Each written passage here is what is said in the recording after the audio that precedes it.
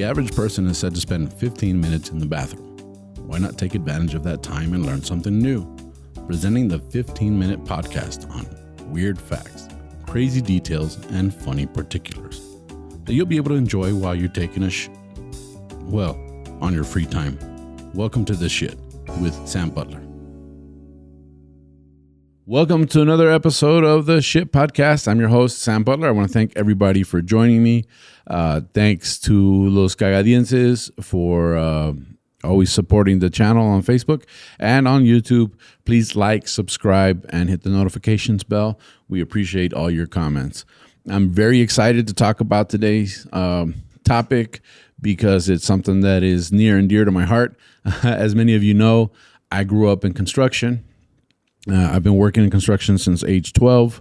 I know it sounds ridiculous, but my father was a contractor, so I started working with him summers starting at age 12. And so I've had the opportunity to actually work with some of the equipment that we're going to talk about today. I've operated backhoes, skid steers, you name it. It's just part of growing up in construction. We're going to talk about John Deere. John Deere is synonymous with agriculture, synonymous with construction. Everybody knows. I'm pretty sure that you can imagine the logo just from me saying it. It's a green with yellow. I mean, they even sell like sweatshirts and hats and stuff, which is an international brand that's recognized. Well, John Deere started out very modestly. He actually grew up poor. He grew up. He worked as a handyman. He worked as a tanner, but his real trade was actually a blacksmith. He was a blacksmith, and they say that invention comes from necessity. And there was a necessity in the 1830s. A lot of the farmers were very frustrated with their plows because the plows were made out of cast iron. Now, if you know anything about cast iron, to me, cast iron is like the hot dog of the steel industry because it's pretty much a bunch of molten metal that they pour into a shape, which becomes very brittle. Very, very good for making eggs and bacon, not so much for plowing fields. So farmers are having this trouble. In 1837, he gets an idea. What if I take a broken saw blade and make a plow out of it? Now, when we say the word saw blade, a lot of people are thinking like a hacksaw or a wood saw. But I'm thinking this saw blade that he utilized was possibly an industrial saw blade that you would use for cutting down big timber. So he found a way to reutilize saws and the blades on the saws and turn them into plows.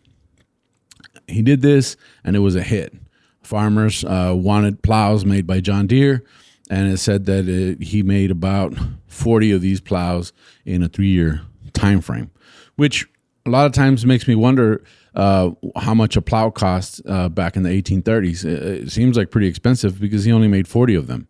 But I don't know, that would be something like 12 or 13 of them a year. So once a month. So you would think that you could survive off of selling one plow a month. That's pretty interesting to me. Little bit about the man. He started his business prior to 1837, but it wasn't until 1837 that he had that breakthrough. And he wasn't a very good businessman. It's said that he was very good with his hands, very good at innovating, very good at thinking about stuff, but he hated accounting. And as a result, he ended up losing his business twice before he decided to just move. He started in Vermont, moved his family to Illinois, and when he was in Illinois, that's when it really took off for him. He had 9 children with his wife. They married in her parents' house and eventually had 6 girls and 2 boys. His oldest boy's name was Charles, and this is important because he put Charles through school. He spared no expense. Charles went to like the University of Illinois. He just through private school, but he also at a very young age made Charles responsible for the books. And so Charles as it was common in the 1800s and late 1800s, was very involved. Now, something about John Deere was that he was an abolitionist, which meant he was anti-slavery, which also leads you to believe that he was associated with the Republican Party, which I believe back then it was the Whig Party. And he eventually got into politics, became the mayor of Moline, Illinois, which was the town that he moved to. And he was very active in his community, very active in promoting abolitionism and reforming a lot of the things. He actually introduced a law prior to Prohibition that was licensing for liquor sales, which was something that got him a little bit of animosity, but he was able to do that, and most likely due to his religious beliefs. But with that being said, he was an innovator, and they built plows and farming tools, utilizing the idea that using hardened materials was better than cast materials, and he was successful. But it wasn't until 1909 that they actually got into the tractor business. Now, the president of the company at that time was no longer John Deere, because he'd been dead for like 32 years. So his son, along with other partners that he had acquired throughout the years, continued with the legacy, and they were able to then introduce the first John Deere tractor. They were afraid of venturing into the tractor business because they felt that would take away from their annual sales, and lo and behold, they had a hit. So John Deere tractors were super successful, and they did a lot of interesting things. In the 1940s, for example, they developed the first self-driven tractor. Now, this technology was pretty advanced for 1940. They were looking for ways to maximize the output for farmers, and they decided that if they put a harvester on an auto-driving system, this would reduce a lot of the work and the stress. And I got really interested with this, and I started thinking, how could they do this in the 1940s? And it was a very simple, very rude type design, but it basically consisted of them setting a cable along the field, and the tractor had an arm, and the arm would tow this tractor down this cable, and they were able to harvest that way, of course, with some monitoring. Very rude, very simple, but way ahead of its time. As you fast forward 100 years or 120 years, and they actually have 100% self-driven tractors. And this is due to the fact that they've actually partnered up with NASA and were able to utilize GPS technology to make this happen. And it's some of the stuff I was reading was pretty interesting, because they were able to not only use coordinates to drive these tractors, but these tractors are able to swerve out of the way of obstacles, and this is done through an operator behind a screen that's able to plow a field from inside an office, which is pretty interesting. Thing about John Deere, which I thought was super interesting, is that they had good morals, and they're considered one of the most ethical companies in the world. They were not only powerhouses in agriculture, but they were judged on criteria such as corporate responsibility, innovation, and the company culture. And you say, well, what does that have to do with anything? Well, John Deere was a visionary, the company, not the individual, but the company was visionary because they started to manufacture homes for their employees. Now, a lot of times the stigma is that if the company owns a home, then they own you. And that wasn't necessarily the case with John Deere. They were actually leasing the homes to their employees. So you could actually work for the company and lease a home from the company. And you say, well, now they're gouging their employees. But they weren't. They were actually doing very affordable leases to attract good employees, to provide good housing for them. Now, this came to light, especially in the 1930s, because John Deere for the first time started to see a decline in profits. This made their company have to cut back on employees, lay people off. And I know you're thinking, well, then that sucks because now I just laid off these employees and they don't have anywhere to go. They're going to lose their homes. But that wasn't the case. They felt so bad about the depression. They felt so bad about the situation of their employees that they actually allowed them to stay in the homes. Oftentimes, they couldn't pay rent. They wouldn't evict them. They would let them stay there as long as they needed. And one of the articles actually said that in some cases, they would still rent the homes to employees and to different ones, but they drastically reduced the cost of the rent or the lease so that they could afford to stay in their homes. And of course, in 1933, John Deere almost goes bankrupt for the third time due to the Great Depression. This is a phenomenal thing for the 1930s, especially because capitalism and the idea of making money was such a big deal in the 1930s. It's very refreshing to see that there was a company that actually cared enough about their people that they footed the bill for them.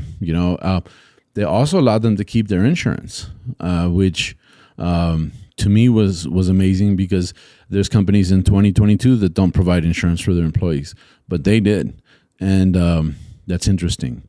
They ventured into other things. In the 1900s, they made bicycles. I thought that was a pretty cool, weird fact about John Deere. They actually made 3 different models. They were very popular. I saw a picture of one of them. It was also green and yellow. But as bicycles lost popularity due to the automobiles, they stopped making bicycles and they actually started making vehicles, cars. That didn't last very long either. They only did that for a couple of years. So there's actually John Deere cars out there somewhere. And I thought that was pretty neat. Then they ventured into snowmobiles. So there was actually John Deere snowmobiles. And as a matter of fact, their slogan, "Nothing runs like a Deere," didn't exist till the 1970s when they were manufacturing snowmobiles, and it was made as a slogan or a catchphrase to try and sell snowmobiles, which is it's pretty interesting. They no longer make snowmobiles. I know they make like lawnmowers and construction equipment and, of course, agricultural equipment, farming equipment. But it's very, very, very fascinating to see that a company like John Deere has ventured into so many things and has allowed themselves to fail. I mean, they failed twice, and they almost failed during the Great Depression, and they just continued to move forward. So that to me personally is very encouraging, because you can fail and then rebuild and fail and then rebuild, and eventually we get to our goal. You evolve as a person. Now, John Deere died 1860s, more or less, 1870s. But before he died, he lost his wife, his long-term wife of 40 years. She passes away. He stays single for another year, and then he marries his sister-in-law. So he actually marries his wife's sister, which, I mean, you're thinking, okay, this is a couple that's older. The kids are grown. And so, of course, it makes sense because somebody very close to the family, and if they're both single, it's pretty interesting. Interesting fact about John Deere: he married his sister-in-law. It makes you wonder, right? Like, in those 40 years, did he have thoughts like, if she ever leaves me, I'll go with her sister? I don't know, but he did that. I think the thing that makes John Deere is that they were always looking to improve. And if I can take anything away from this podcast, this episode of the podcast, is that we all can always improve. I'm 46 years old, and sometimes I feel like the best years are behind me. I know that sounds ridiculous to somebody who's older than me, but someone who's younger than me says, man, that's old. But the truth is that John Deere, very inspirational company, always try to do the right thing. And as a result, we have that product line out there. So Nothing runs like a Deere. Their logos went through a bunch of changes. And with that being said, I want to thank you guys for joining me on this episode of the Shit Podcast. I hope you enjoyed a little bit about John Deere. Next time you're driving down the road and you see that green and yellow sign, you can say, hey, I know a little bit about that. Or next time you're sitting around in a bar with your friends, you can talk about some of the interesting facts about John Deere. With that being said, thank you for joining me on this episode. Please like and subscribe. Leave your comments if you have any interesting facts about John Deere. Of course, we couldn't cover everything in 15 minutes, but I thank you one more time. And that's it. That's the end of our podcast. We'll catch you again next week.